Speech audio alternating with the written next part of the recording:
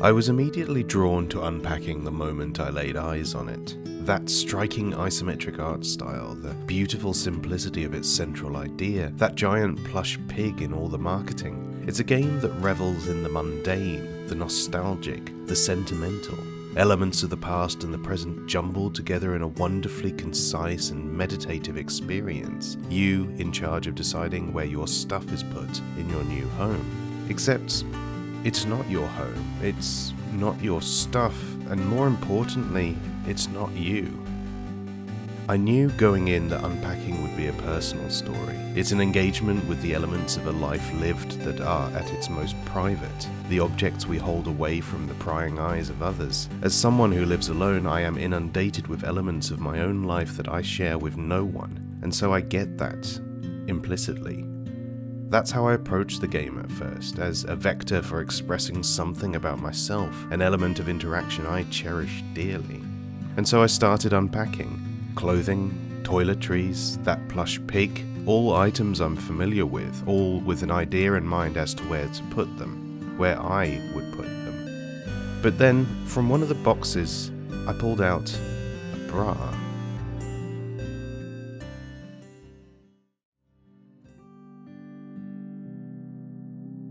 There's a sterilized ideal of living that's often presented in media. One that romanticizes clutter, but only as this abstract, sexless idea. Messy is a desk full of papers, a pair of trousers draped over the back of a chair, but nothing that would reveal anything fundamental about a person. Nothing really telling of their most private aspects. No objects that would express something they share with no one. But these things aren't some dirty secret, they are aspects of everyday life. A bra is a bra, it's a garment, an item of clothing, something many people own, just not me personally. This would continue, not just with specific objects referential of particular primary and secondary sexual characteristics, the skirts, underwear and sanitary products, but also others that were reflective of something more fluid, more directly personal. And as the game progressed, it became very clear that rather than being a vector for expression, it was telling me a story about the life of one person. A very specific person with a very specific set of characteristics reflected in the items they have to unpack. Who they are, who they love, how they worship, the essence of their being. It's a simple but incredibly clever narrative device that tells you everything you need to know about someone you never see, who never speaks, who on paper is wholly absent from this endeavor, tasking you instead to fill in for them. What resulted, my personal experience with the game, was a powerful discomfort. A feeling like I was trespassing, offered an intimacy unearned, a relationship bordering on parasocial, encroaching on a life that is not mine to live. It started first when unpacking those undergarments, clothing and bathroom products, recognizing that this person and I did not share any gender or sexual characteristics. Then, as the game starts to show you aspects of a personal relationship, growth and development, it built up so brilliantly this idea of the experience of being that person, the voiceless woman who lived and loved and bounced herself back from heartache, a life that was not mine to live. As a consequence, as I realized this uncrossable chasm between me and the protagonist of the story I was playing, I started to think differently about the placement of certain items, where they should go versus where I personally would put them. It was a dilemma I wasn't expecting, one somewhat bolstered by what I initially considered the game's biggest gripe. It's really picky about what it considers a suitable location for some items. But being annoyed by not being able to put a colander wherever I wanted or leave my shoes just strewn about gave way to something more impactful. I saw in the game a recognition of this divide between the player and protagonist. Let me give you an example.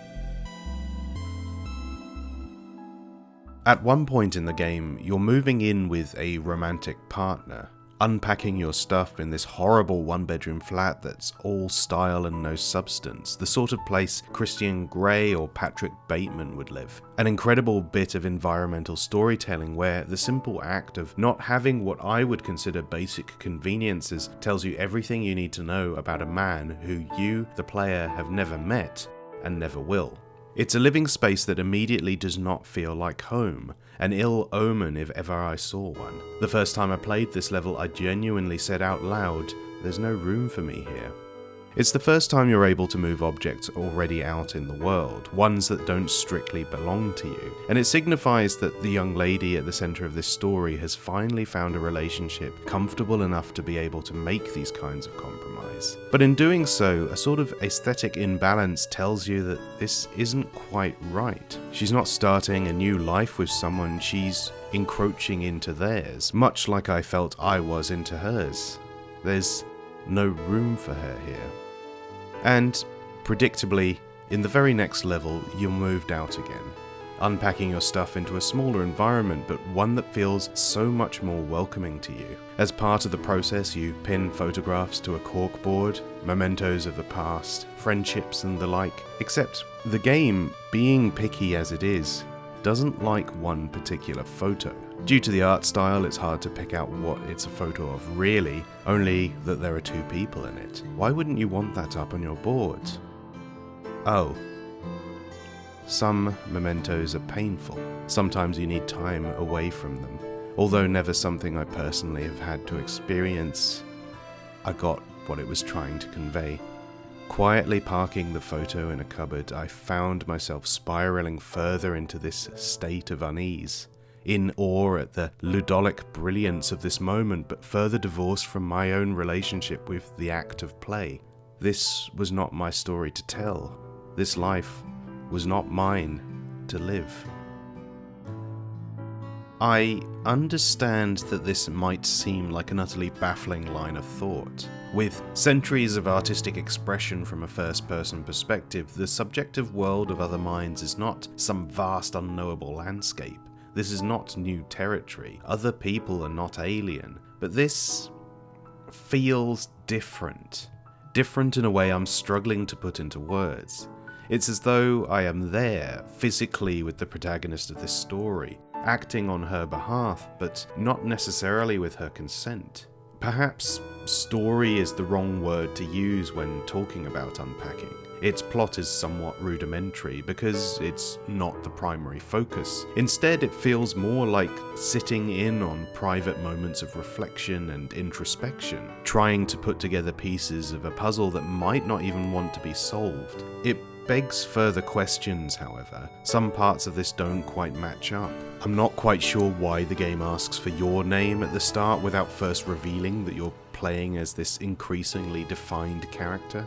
Is this a fake-out, a means of deliberately misleading you to make the impact of its most incredible story beats pack that much more of a punch? Or was this just built around a vastly different intended audience than I? Regardless of this oddity, what happens if, like me, you are wholly unsentimental about the objects in your life? Is this fundamentally at odds with the relationship the protagonist of this story has, and thus the intended experience for the player?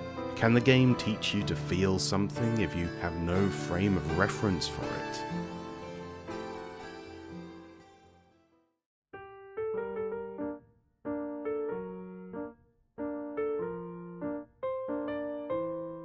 Ultimately, I think the fact that it has been created this way is a good thing.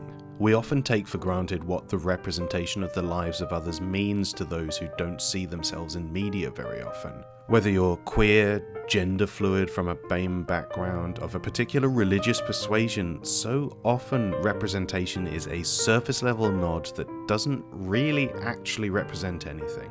If, like me, you're from a demographic that is well catered to, it's not always so clear what the problem is until you actually see that true representation in the art you are audience to. And even though my personal experience with Unpacking was likely vastly less intimate than maybe yours was, it's a small price to pay to see something so genuine, thoughtful and expressive in ways I could not have even expected.